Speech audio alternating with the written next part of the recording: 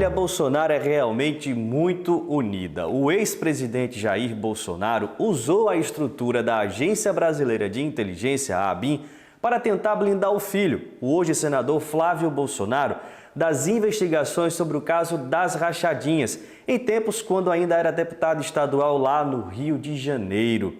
A suspeita de uso ilegal da agência para benefícios próprios e políticos da família Bolsonaro já estava em curso desde que foi descoberta a existência de um esquema de espionagem dentro do órgão, uma estrutura que espionava desafetos políticos do ex-presidente Bolsonaro, chamada de ABIN paralela. Essa conspiração para proteger o filho do presidente foi descoberta por causa de uma gravação guardada no computador do então diretor da ABIN, Alexandre Ramagem, que hoje é deputado federal pelo PL do Rio de Janeiro.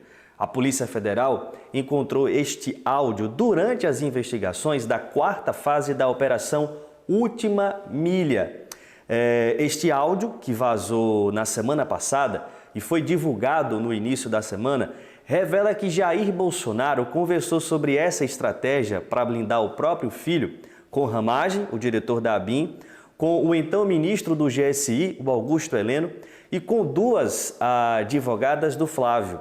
O objetivo dessa reunião seria retaliar servidores da Receita Federal que estavam investigando o caso das rachadinhas. Eles estavam juntos, tramando uma forma de blindar o senador e de perseguir servidores que estavam empenhados na resolução do crime, do suposto crime da rachadinha. Estavam maquinando também quem poderia conter a investigação e livrar Flávio de uma provável punição. Até o chefe da Receita Federal na época, segundo a Folha de São Paulo, chegou a visitar Flávio Bolsonaro para tratar das investigações em curso, a pedido do então presidente Jair Bolsonaro. E vocês devem recordar que Flávio Bolsonaro foi investigado por se apropriar de parte do salário dos funcionários do gabinete dele na época em que exercia o mandato de deputado estadual na Alerj, lá no Rio de Janeiro. A prática é crime. O Brasil, de fato, revelou com exclusividade que funcionários da Secretaria Executiva da Presidência da República, ou seja, gente muito próxima ao presidente Bolsonaro na época, se reuniram 8 dias depois dessa reunião do áudio com integrantes do SERPRO, o Serviço Federal de Processamento de Dados. Bolsonaro sugeriu, na reunião gravada por Ramagem, que o SERPRO deveria ser consultado nessa operação para resguardar Flávio Bolsonaro. Outra camada grave do áudio é um trecho em que Bolsonaro fala que o então governador do Rio, o Wilson Witzel, pediu uma indicação para o STF em troca de ajuda para proteger Flávio, nesse caso da rachadinha. Um grande esquema envolvendo gravações ilegais, uso da máquina pública para benefício próprio e tentativa de ocultar crimes. Bolsonaro ficou irritado após descobrir que Ramagem ainda tinha esse áudio da reunião. Chegou inclusive a cogitar o cancelamento da pré-candidatura de Ramagem à Prefeitura do Rio, mas voltou atrás após a articulação de Flávio Bolsonaro, que colocou panos quentes na questão, e Ramagem e Bolsonaro até posaram para uma foto durante um ato político no Rio, que confirmou a pré-candidatura do ex-diretor da ABIN. Agora, o clã Bolsonaro está com a orelha em pé, porque Ramagem prestou depoimento à PF durante 7 horas e ainda não se sabe o conteúdo completo desse depoimento, mas especula-se que ele tenha informações sensíveis sobre o uso da ABIN em favor de Bolsonaro e até das movimentações golpistas após as eleições de 2022.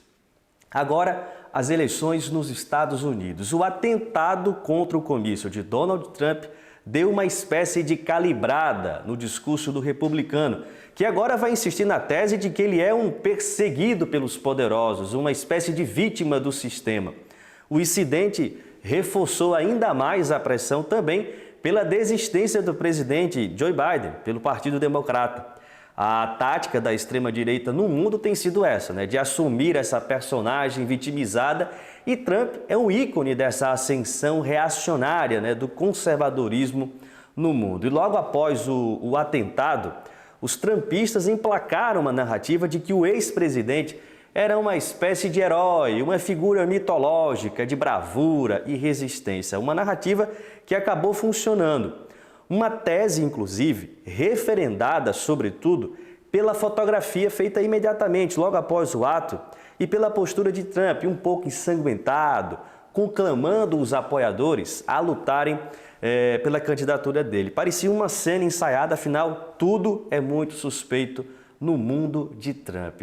Na sequência, apostaram nas teorias da conspiração, de que o atentado foi elaborado por um complô contra o republicano e com uma influência de apoiadores do presidente Joe Biden. Usaram da famosa tática do pânico moral, a ideia de espalhar um medo generalizado na população, afirmando que uma força poderosa irá aniquilar as bases morais da sociedade. Um discurso terrível. Essa narrativa encontra eco nas angústias enfrentadas por uma classe média precarizada, tanto nos Estados Unidos quanto aqui no Brasil, e em parte também da União Europeia, um grupo que não se vê como classe trabalhadora e que tenta recuperar um tipo de privilégio que, na verdade, se perdeu com a crise do capitalismo e não com os ideais progressistas. Aqui no Brasil, essa narrativa ganhou eco entre os bolsonaristas, essa linha da direita nacional, entre outros grupos que mais se aproxima a Trump. O Trump compareceu à convenção do Partido Republicano com a orelha com curativo, com a orelha com curativo, acionando a memória do eleitor sobre o atentado. E ao longo da semana, os republicanos realizaram a convenção que confirmou o nome do Donald Trump na disputa pela presidência.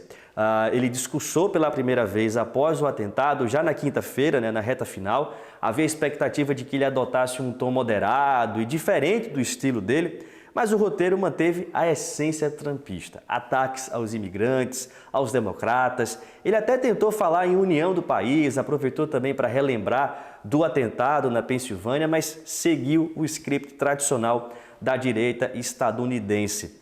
Essa tentativa de moderação e de vitimização não esconde que Trump é um perigo à democracia no mundo. Ele segue com um discurso intransigente contra os imigrantes, contra os direitos das mulheres, contra o meio ambiente e com bandeiras ultraconservadoras. Isso ficou evidente na própria escolha do vice, o J.D. Vance, que trouxe um tom populista de reconstrução de uma aura perdida do Império estadunidense. Focou o discurso na classe média branca e nos ataques simulados aos barões de Wall Street. Já na convenção republicana, houve um apoio efusivo ao Estado de Israel, pedindo mais investimento na guerra contra a Palestina, o que revela o tom reacionário e violento da candidatura de Trump. Sem falar nos vários cartazes também pedindo deportação em massa dos imigrantes, um verdadeiro suco de ultraconservadorismo. E apesar desse uso da imagem da vítima, as pesquisas apontam que o atentado não alterou o desempenho eleitoral dos dois candidatos.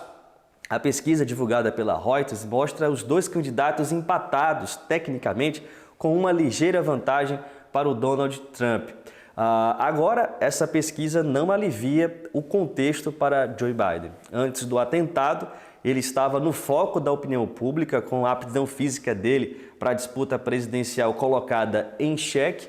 E depois do atentado, ele viu o centro da opinião pública girar para o adversário, sem colocar as ideias e os debates do Trump em avaliação.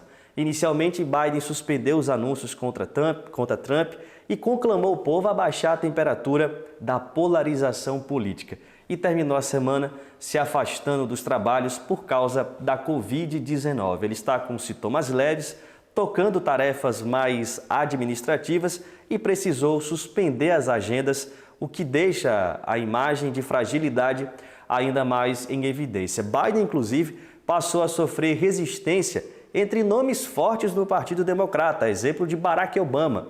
O The New York Times trouxe que pessoas próximas ao presidente Biden afirmam que ele já está um pouco mais convencido a desistir da candidatura.